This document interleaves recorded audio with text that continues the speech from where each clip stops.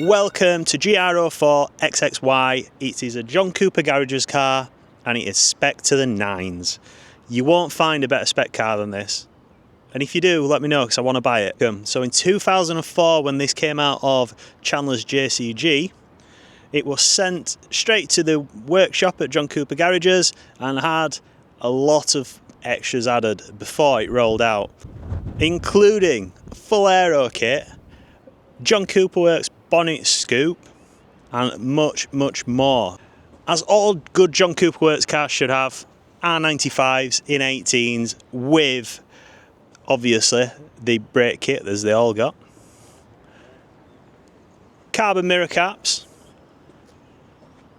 carbon fibre, John Cooper Works, micro stitch for your boot. Always nice to touch a bit of carbon as you open your boot and get your shopping in. But that's not everything. Everything about this car is where you sit in it. And what is it where you spend the most time of your car? Inside.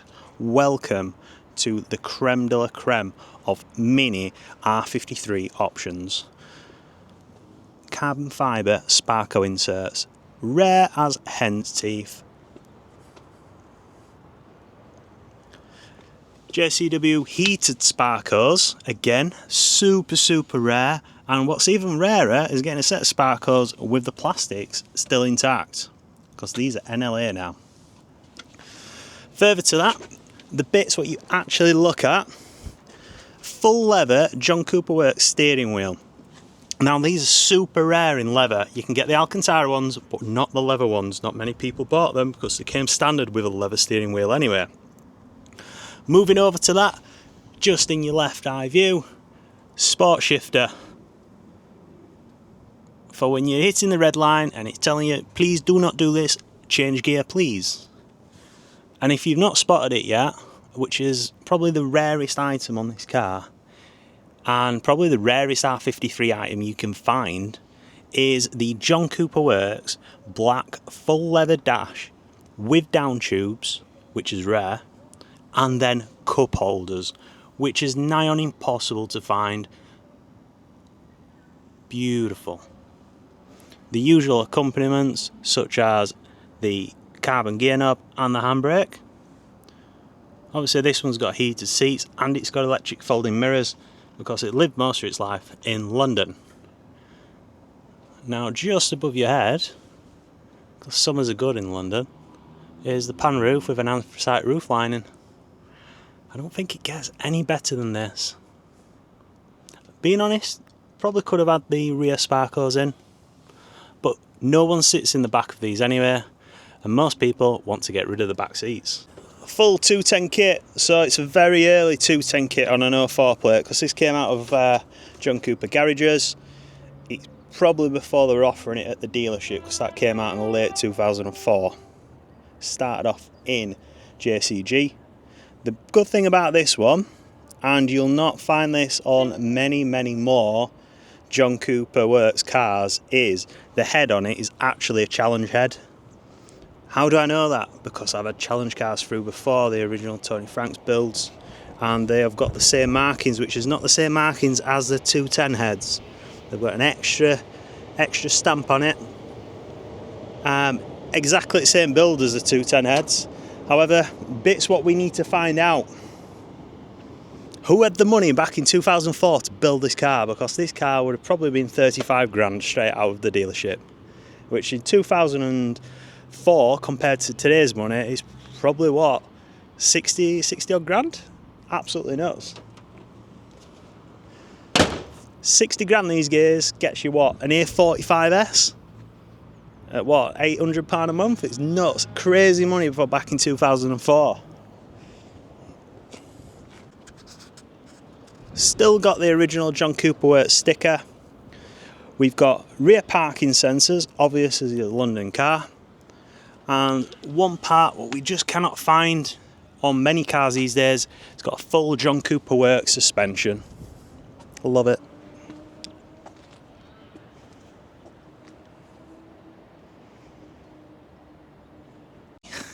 They're shiny. They're shiny enough, are they? Well, they're clean enough because I've got white on. But yeah, hopefully you enjoyed this little walk around. We do get some crazy specs in, and we have got some crazy specs in at the minute. On the back of this video, or maybe on a separate video, I'll do a video on probably the rarest John Cooper works accessories, what they offered back then. Nothing like they offer today. You had 1,000,001 combinations. You could get leather dashers, carbon dashers, different seats, different stitching on your seats. I think about 8 different variations of sparkles, including Alcantara, check patterns, stripe patterns, different leathers, cloth, embroidered, stamped. It were crazy. Heated seats, fire extensions. Right, what manufacturer these days offers anything like this anymore? Because Mini certainly don't.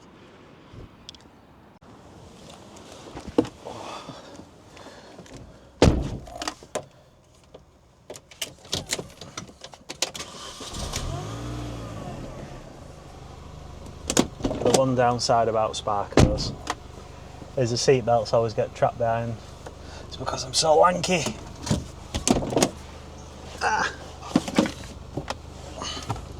To be honest with you, if you're a bigger person, your waist is bigger than a 36, you're not getting into these seats. And if you are, you're going to destroy them. Everything's been kept in such great condition in the interior. This is where you spend the most time. This is where you enjoy your Mini. So why have a bog standard car when you can get stuff like this? Oh, great steering wheel. Now this one has a limited slip diff, BKL gearbox. So good. I'm not going to do a race start and get my shift light working. However, let's give you a talk through this interior. Supercharger wine. Originally came out for JCG with an LSD as well. It's a weird one, it's an 04, but with quite a lot of the facelift parts on. 3-piece dash, Xenons, BKL gearbox, all facelift items. And most of your time on the interior of these, you don't really ride the car sat on the bonnet, do you? This car, it's so good. Leather John Cooper steering wheel. I'll be honest with you, I prefer it over the Alcantara because one, it's not going to wear away. It matches the dash and the seats, and I was like, can't get over the fact that you've got leather cup holders, leather down tubes. It's hard enough to get in carbon down tubes, and then the carbon cup holders are nigh on impossible to find. As I know, I've tried sourcing them multiple times. But wow, I mean, whoever ends up with this car, to be honest with you, it's a tough one because you expect someone to probably go and enjoy it and drive it.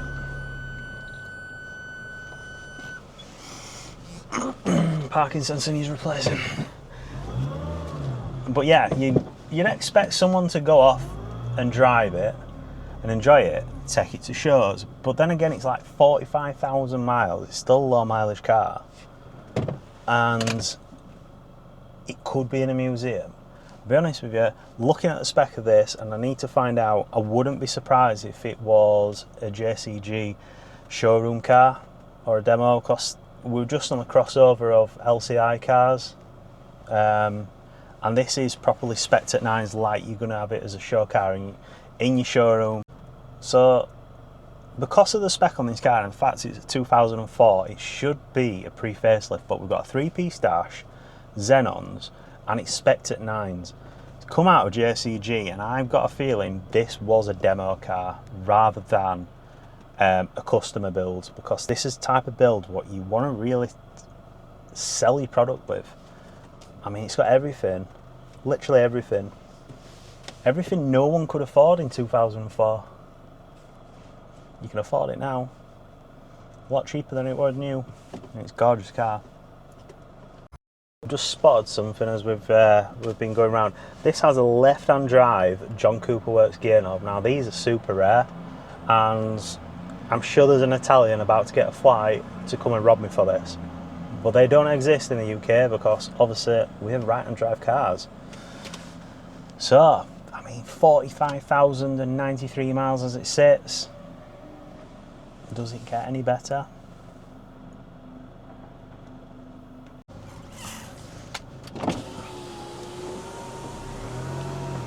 thing about minis is you're never that far away from getting to the side of these. Do it. Ciao. So I noticed this has got a Sportex supercharger pulley on. And it's dated 2003, so it's obviously come out of JCG like it. The question is, why? What percentage is it? Because I've never seen one before, and I'm going to get an anorak in my comments saying blah blah blah, but I'll be honest with you, you'll not know either. Let's try and get out of here without crashing. Can't see. See, I can't think of another hatchback from the 2000s what match the quality of these and stand the test of time like these do. It's literally missing Apple CarPlay and it'd be a new Mini. Name me another, because these cars, obviously they were built of a certain standard of quality back in 2004, and everything these days is pretty much plastic. The new Minis, not a big fan, they are massive. Obviously you've got to cater for every demographic these days, Euro emissions, safety standards, and that's why everyone hates on this generation of Mini what built by BMW, because it's not a tiny tin box with some caster wheels on. But anyone will tell you that's been in a crash in one of those cars, they'd rather be in something like this, and that's why the cars have got bigger and they're no longer Minis. So hopefully we can get out of some traffic and get cracked on. How do you change gear in the JCW gear knob? Do you have the hand on the side and get the grips, or is it palm of the hand change and throw it?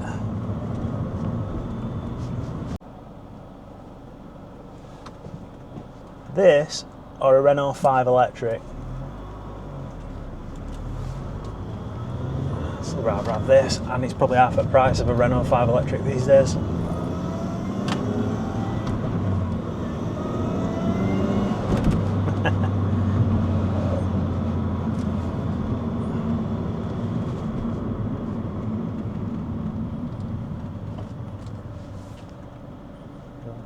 I still can't get over the leather dash.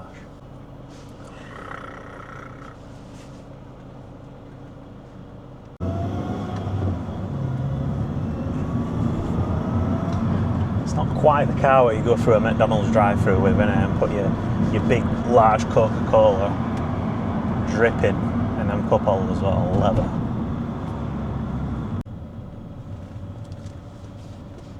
So the next time I see this car, I'm expecting it to be in some TikTok video with a kid shouting at me while he's kicking little dust up saying, "Where is the car meet outside Harrods or Selfridge's car park?" And there's a Mini R53 here, and it's the nicest spec Mini I've ever seen. And if it's not, I'll be disappointed, I'll be honest with you.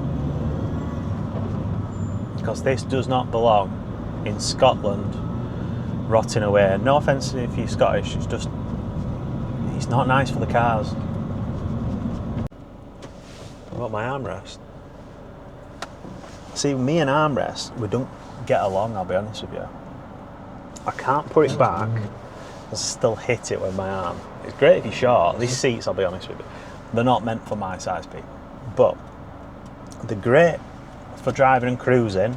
Not so good to get round town because you're forever knocking the lid back on it, and you don't want to break the lid. That's where was your stashes change. Oh, your Monopoly tickets from McDonald's. What you forget about and come back to it next year.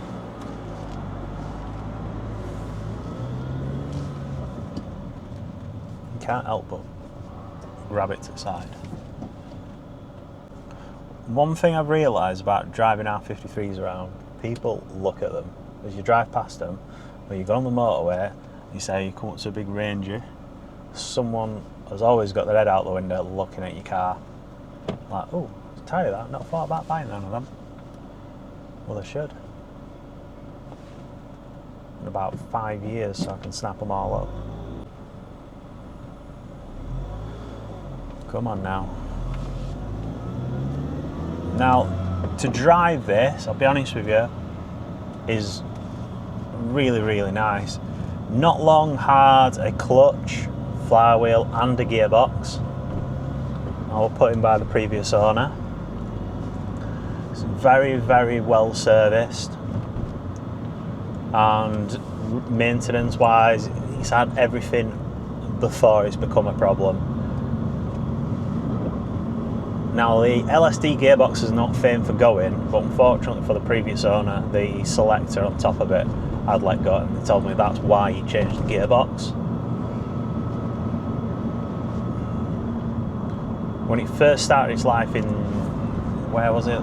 In the centre of London, it was looked after by a Porsche specialist, and they'd done a lot to it, everything and over and above what it needed. It was done by that Porsche specialist, as well as the dealer. It came out of the dealership with TLC, and obviously you still got 3-year warranty back in 2004. R53 is a great car for the fact it don't really have problems if you maintain them. If you do, if you look after them and love them, they don't give you any problems. The only time you really get problems with them is when people abuse them and then leave them, or buy them cheap for £1,000, well they're £1,000 for a reason. And it's probably because they need £2,000 worth of repairs just to get them on the road driving. I mean, £3,000 for a hot hatch is still cheap. This is car meet quality. This is top car meet quality car. Specification as well. What do you reckon, Lauren? It's my favourite car. Is it your favourite? Yeah. Why? Because it's the best one that I've actually driven, and the interior is the nicest I've ever seen. Really? Even better than WK56? Ooh. For the dash, the down tubes and the inserts and the leather cup holders and the shift light and the anthracite roof lining and the pan roof and the gear knob, the handbrake, the sparkers, and then the climate and control, then cruise control, and the leather steering wheel, and then yeah, probably and this then. car. This car. And these, like, most expensive second-hand part for a John Cooper Works on the market, and it sits behind your neck, you can't even see it. The sparkle inserts. Yeah, but you can feel it. Can I? Can you imagine? I'm trying to feel it. No, I can't feel it. I'd have to be hunchback in Notre Dame and 7 foot tall to feel it. No, you Imagine. You can feel it in your soul, that's what I meant. I could it's not about feeling it. Once had someone pop a set out some seats for me, like, they're so expensive you just don't want to break them. It's crazy. No, somebody please buy this car, we do not want to kill it. I would. I know you would. I would, but I don't want to. There's certain cars what you shouldn't. Like the cars what came like this from new shouldn't be. They shouldn't be touched, and this is why I've ended up with probably the best collection of R53s in the country at the minute. And it's because, like, you think, oh well, do I, don't I? I would, but I shouldn't. I don't want to, but I would. No, honestly, this car should go as a whole. The only thing is missing, as you'll see on the photos, is the John Cooper Works intercooler cover. That needs replacing. They're fairly easy and inexpensive to get. It's got a standard one on at the moment. Other than that, I don't know. If I'm going to keep this for myself, I'll be honest with you, I put the rear sparkles in. I know it didn't come with them, but you'd want to finish the set. What else is there to do on it? There's absolutely nothing. There's nothing you'd add to this car to make it over and above. I mean, do you put VDO gauges in? Do you get boost dials? But what's the point? I mean, why do you need to know your battery voltage? Your car's turned on, so your battery voltage is obviously okay. So, yeah, strange one, I'll be honest with you. is there anything over and above spec-wise what you can add to this car? Let me know. I want to know your opinion on this car. I want to know, have you ever seen cup holders before? If you have, can I buy them? Have you got a similar spec car than this? I want to see it, to be honest with you. We don't mind if you want to pop up to the dealership with it. Just let us know, because we're not always there. We work by appointment. Some days we're at the other side of the country, some days we're doing garage work, some days we're doing car sales, some days I'm literally driving through Europe dropping parts off. I want to know if you've seen anything better. Do you own anything better? Do you want to sell me something better? Or do you want to buy this off me? Of course, it is for sale. I begrudge letting this go because chances are I'm not really going to get another one like it. I've got, I think, 4 super high spec JCWs in at the minute. We've got a 225, which will be going live as soon as I can get round to it. Now that car is something special. We've got WK56. Since we've done the photos, we've had the motorist paint the roof, paint the bonnet to get rid of some stone chips. So that's just been done. That car's a lovely car, I'll be honest with you. I'd love to keep them all, but you can't, because we'd have no money. And how do we start pulling these out of garages if we can't afford to buy them? As far as I'm aware, you have to get really into revs for this to start going. 3, 2, 1, go!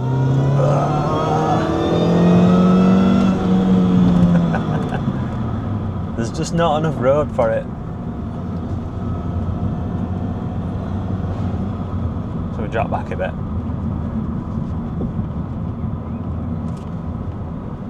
Great idea.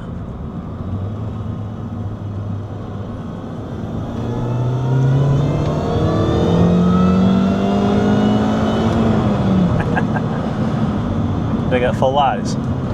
Yeah. Yeah.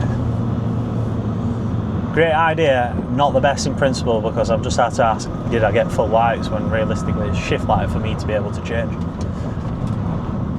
But that's why you listen to an engine, and I don't want to crash, so I'm looking at the road instead of over to my left.